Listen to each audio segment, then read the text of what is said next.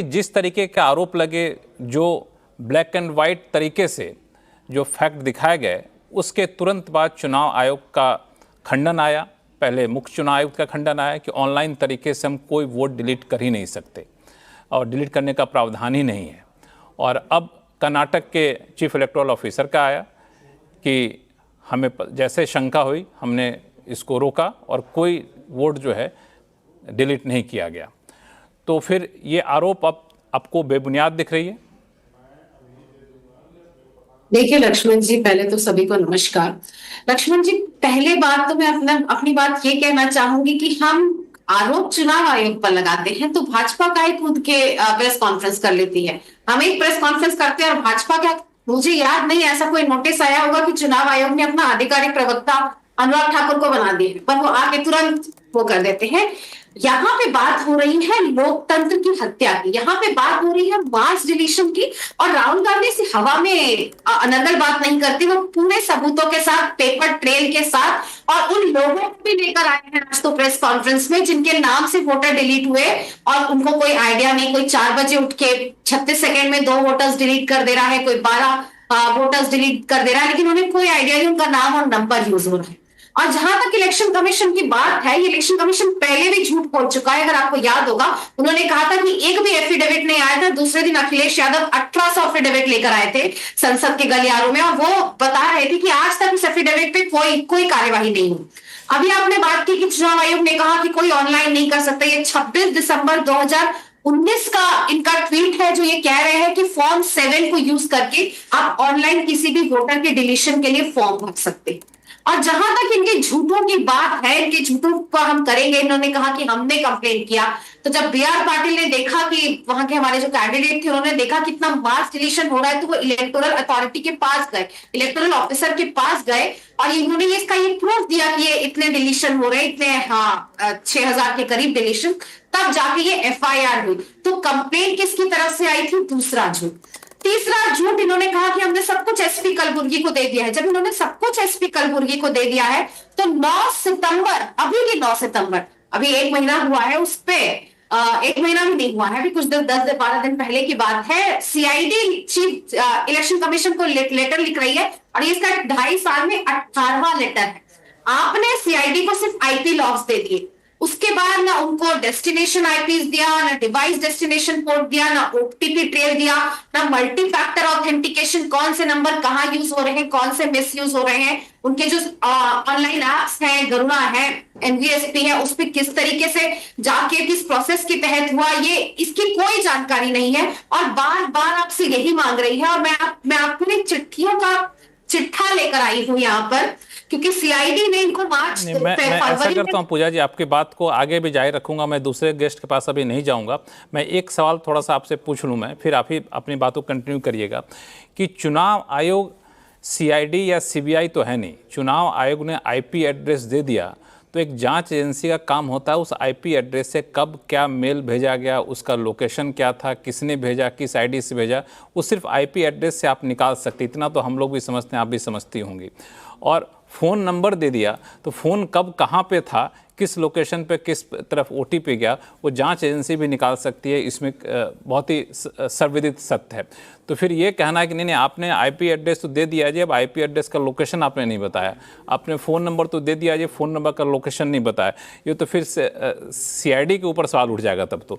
और दूसरी बात, आप जो कह रही हैं कि चुनाव आयोग बार बार झूठ बोल रहा है, मैं उन बातों पर नहीं जाऊँगा। मेरी कोशिश ये है कि इस बहस को हम लोग बहुत ही तथ्यात्मक रखें। राजनीतिक मामले के लिए बहुत सारे प्लेटफॉर्म होंगे, क्योंकि बड़ा ही संवेदनशील मामला है। चुनाव आयोग पर सवाल उठ रहा है। अब चुनाव आयोग कह रहा है कि ऑनलाइन वोट डिलीशन कर ही नहीं सकते आप, किसी भी तरह सिस्टम ही नहीं करता आप ऑनलाइन वोट डिलीशन। मैं आ रहा हूं पूजा जी, मेरा सवाल सीधा सा है, ऑनलाइन वोट डिलीशन अगर नहीं हो सकता तो आपने प्रेस कॉन्फ्रेंस में बड़ा बड़ा डिलीटेड करके जो फुटेज चलाया, इसका मतलब डिलीट हो गया, तो ऐसा कैसे संभव है? डिलीट देने का एप्लीकेशन दिया मैंने। अभी आपको 26 दिसंबर 2019 का इलेक्शन कमीशन का ट्वीट दिखाया, कांग्रेस बीजेपी छोड़ दीजिए, इलेक्शन कमीशन का ट्वीट दिखाया, जिसमें उन्होंने ये अपील की है, ये अवेयरनेस कैंपेन है कि आप फॉर्म 7 न्यूज की ऑनलाइन डिलीशन का एप्लीकेशन दे सकते हैं। और जहां तक झूठ की बात है, मैं तो कहती हूँ झूठ हो, जब वो ये प्रेस कॉन्फ्रेंस में बैठकर ये बेबुनियाद तर्क देते हैं कि क्या आपको माता बहन बेटियों का सीसीटीवी फुटेज चाहिए, तो उस पर बात होनी चाहिए। जब वो ये बात कहते हैं, साफ तरीके से नकारते हैं कि कोई एफिडेविट नहीं और 1800 एफिडेविट आ जाते हैं, तो उस पर बात होनी चाहिए। और ये वोटर्स का डेटा है, ये आप क्या अपने बुरा ढंग से नहीं लाए हैं कि आप उसको ट्रांसपेरेंसी नहीं होगी। एक एजेंसी दूसरे एजेंसी से सारे की सारी डिटेल्स मांग रही है, आपको उसको देने में आप 28 साल से उस पर बैठे हैं, 18 चिट्ठियां लिखी गई है, आपको उसको देने में क्या है? आपके घर का डेटा नहीं है, ये वोटर्स का डेटा है, ये लोग अधिकारों का डेटा है जो आपको देना पड़ेगा, लेकिन आप नहीं दे रहे हैं। आपके सीस, आपके इलेक्शन कमिश्नर कर्नाटका के, आपकी एजेंसी सीआईडी आपसे सवाल पूछ रही है क्योंकि आपने फोन नंबर्स दे दिए, तो उसका मल्टी फैक्टर ऑथेंटिकेशन किस पे गया ये पूछ रही है, डिवाइस आईपीस पूछ रही है, डेस्टिनेशन पूछ रही है, ओटीपी का ट्रेल क्या हुआ। जब आप एप्लीकेशन फॉर्म 7 भरते हैं तो कहीं कहीं तो ओटीपी आता होगा, किसी पर तो ओटीपी आता होगा, उसके बिना ये डिलीशन का एप्लीकेशन कैसे चला गया, वो सारी जानकारी आप क्यों नहीं दे सकते? आप किस पे खड़े हैं? आपकी बुनियाद ट्रांसपेरेंसी होनी चाहिए, आपकी बुनियाद अकाउंटेबिलिटी। मैं इन सारे सवालों का जवाब लूंगा, शिवम त्यागी से भी लूंगा, लेकिन अभी आप देखें तो हमारे स्क्रीन पे एक डॉक्यूमेंट आपको चल रहा है। दरअसल वो कर्नाटक के चीफ इलेक्टोरल ऑफिसर का एक्सपोस्ट है, उसमें उन्होंने सारे तौर से लिखा हुआ है, अगर आप जाएंगे तो उसको पैरा नंबर 6 पे, कि सभी तरह की जानकारी और सभी तरह की मदद जो है सीईओ कर्नाटका ने जांच एजेंसी को दे दी है। अब हो रही है सीआईडी की 9 सितंबर, और अगर आपने सारा डेटा दे दिया तो कोई आपसे दोबारा डेटा क्यों मांगेगा, आपसे दोबारा क्यों करेगा? मुझे ये समझ नहीं आ रहा है कि फोन नंबर देने के बाद उसका लोकेशन चुनाव आयोग से क्यों मांगा जा रहा है। खैर ठीक है, एक ऐसा करते हैं, शिवम त्यागी जुड़ गए। शिवम त्यागी जी, आपके जुड़ने से कोई आप थोड़ा सा 1-2 मिनट लेट से जुड़े तो यहाँ पे पूजा जी का कहना ये था कि आरोप चुनाव आयोग पर लगता है तो बीजेपी क्यों खड़ी हो जाती है यहाँ पर, और इनका ये भी कहना है कि चुनाव आयोग भी कई बार झूठ बोल चुका है, ये भी साबित हो चुका है। क्या इलेक्शन कमीशन आज एफिडेविट देगा कि इतने फेक वोटर्स डिलीट होने के लिए? अब आप उनको रोक तो दीजिए, और वो लगातार बोले जा रहे हैं। पूजा जी एक मिनट सुन लेते हैं। हाँ। Thank you. देखिए मैं एक चीज कहना चाहता हूँ। हाँ थैंक यू। मैं पूजा जी को सुन रहा था। सबसे पहले तो मैं एक चीज कहना चाहता हूँ कि आज मुझे ऐसा लगता है कि पूजा जी राहुल गांधी के खिलाफ है। वो राहुल गांधी को पसंद नहीं करती, या हो सकता है किसी और खेमे में हो, शायद इस वजह से जो इस तरह की बातें कर रहे हैं। राहुल गांधी का ऑन रिकॉर्ड स्टेटमेंट है, कहे तो मैं आपको सुनवा देता हूं। वो कहते हैं कि एक आदमी हर चीज पर बोलता है, लेकिन मैं इतने सवाल जवाब, इतने आरोप कर चुका हूं, उस पर कोई जवाब नहीं आया। वो प्रधानमंत्री जी को बोल रहे सीधा। अब भाजपा जवाब दे रही तो कह रहे नहीं आपको जवाब दे रहा हूं, तो इलेक्शन कमीशन से पूछ रहे हैं। अरे इलेक्शन कमीशन से ही पूछना था तो देश के पार्लियामेंट को। अगर प्लीज आप इनको रोक, अगर इलेक्शन कमीशन से ही पूछ, प्लीज आप इनको रोकिए ना, बीच में नहीं। अगर इलेक्शन कमीशन से ही सवाल पूछना था तो फिर पार्लियामेंट किस लिए रोका हुआ था? पार्लियामेंट में इलेक्शन, जब इलेक्शन कमीशन को जवाब देना था तो पार्लियामेंट क्यों रोका हुआ था? पार्लियामेंट में तो कोई इलेक्शन कमीशन का रिप्रेजेंटेटिव नहीं बैठा होता। आपको पॉलिटिकल पार्टी से जवाब भी चाहिए। आपका नेता यह भी कहेगा कि कोई जवाब नहीं दे रही भाजपा, और प्रवक्ता आकर यह कहेंगे कि क्यों जवाब दे रहे। तो पहले तय कर लो किससे जवाब चाहिए, किससे नहीं। 2 फ्रंट पर आप लड़ाई लड़ रहे हो, दोनों फ्रंट पर आपको जवाब दिया जा रहा है। पहला कोर्ट पर, वहां भी आपको जवाब दे रहा है इलेक्शन कमीशन। दूसरा राजनीतिक जवाबदेही आप बार बार मांग रहे हैं, राजनीतिक सवाल आप दाग रहे हैं, उसका आपको राजनीतिक जवाब मिल रहा है। तो राजनीतिक तौर पर अगर राजनीतिक जवाब मिल रहा है तो इतना बौखलाइए मत। अब पॉइंट पर आता है। इन्होंने कहा कि हमें तो एक चीज समझ में नहीं आती, इतनी सारी चीजें हुई, इतना सारा डेटा मांगा गया, इतना सारा सब कुछ हुआ, क्यों ऐसा हो रहा है, इस पर हमें क्या। मैंने आमतौर पर सबसे पहले आज तक यही सुना था, किसी भी क्रिमिनल इन्वेस्टिगेशन में भी इनफैक्ट अगर किसी आदमी का मोबाइल नंबर, और उसका सिर्फ मोबाइल नंबर भी, इनफैक्ट चलिए मोबाइल आईपी एड्रेस तो छोड़ ही दीजिए, अगर खाली मोबाइल नंबर भी मिल जाए तो उससे आईपी एड्रेस ट्रैक करके कोई भी व्यक्ति जो है उस आदमी तक पहुंच सकता है जो भी उस फोन को या फिर पीसी को ऑपरेट कर रहा है। आपको फोन नंबर दे दिया, आपको आईपी एड्रेस दे दिया, लेकिन क्या कर रही है भाई आपकी इन्वेस्टिगेटिंग एजेंसी? क्या कर रही है? क्यों नहीं ढूंढ पा रही कर्नाटक पुलिस और सीआईडी? जब उनको सब कुछ दे दिया गया तो अब तक तो ढूंढ लेना चाहिए था। दरअसल ऐसा है नहीं, क्योंकि रीजन है। वो व्यक्ति खड़े थे वहां पे, प्लीज बीच में नहीं, प्लीज मैंने कहा ना, प्लीज बीच, आपके समय में कोई बोला नहीं ना, जिनका फोन नंबर, मेरा फोन नंबर किसी को दे दो, और अगर वो इन्वेस्टिगेटिंग एजेंसी है, वो मेरे घर पर, वो इन्वेस्टिगेटिंग एजेंसी मेरे घर पहुंच जाएगी अगले 2 घंटे में, अगर आसपास होगी तो। क्या बात कर रहे हैं? फोन देना, नंबर देना काफी होता है आजकल के जमाने में। खैर मैं आगे आता हूं, लेकिन दरअसल प्रॉब्लम यह है कि इन्वेस्टिगेशन, प्लीज आप इनको रोकेंगे, मैं इनके बीच में बोला नहीं, इन्वेस्टिगेशन कोई करना ही नहीं चाहता।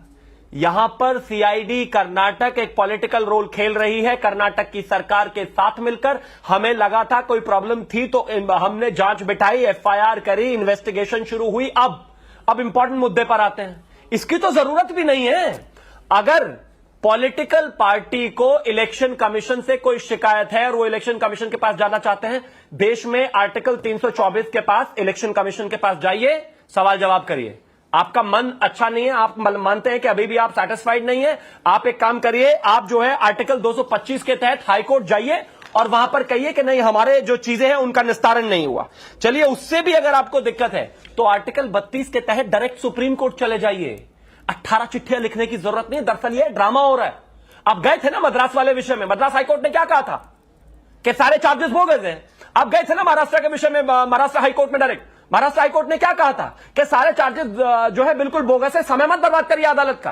तो आपको 18 चिट्ठी लिखने की आवश्यकता नहीं है। आप सीधा जाइए और जाकर कहिए कि हां जी, हमारे साथ गलत हुआ है और इस तरह की स्थितियां बन रही हैं। कोर्ट 2 मिनट में जांच कर देगा, लेकिन जांच करानी किसको है?